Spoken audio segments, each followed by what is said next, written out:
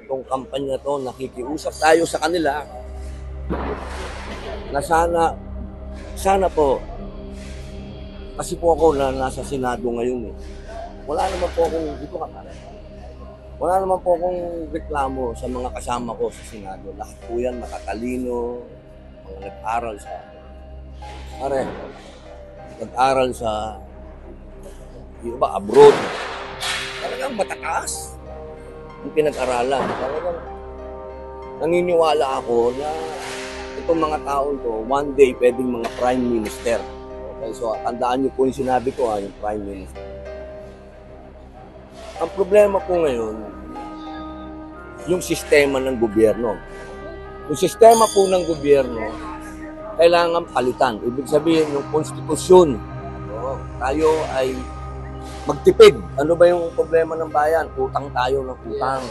Okay?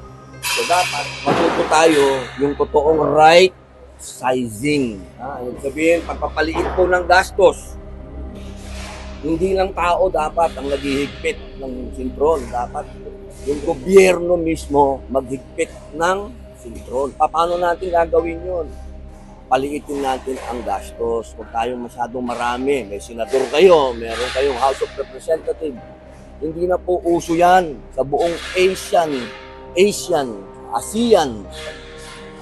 Dominantly, yan po ay parliamentary form of government na pag-isipan po natin mabuti yan, mga mahal kong kababayan. Kung sinasabi kong una, ang konstitusyon, kailangan ko ng mga kasama, hindi ko kaya mag-isa.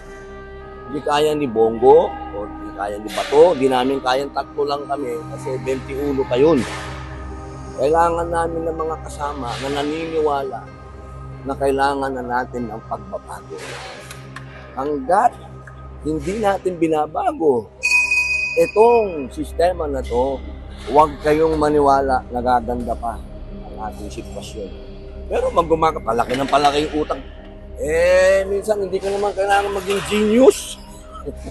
Intindi mo na lang, baon na tayo sa utang. Ibig sabihin, hindi gumagana itong sistemang ito. Bakit yung mga kapitbahay natin na galing sa mga matitinding gera, katulad ng Vietnam, ang Singapore, batang-batang nasyon yan.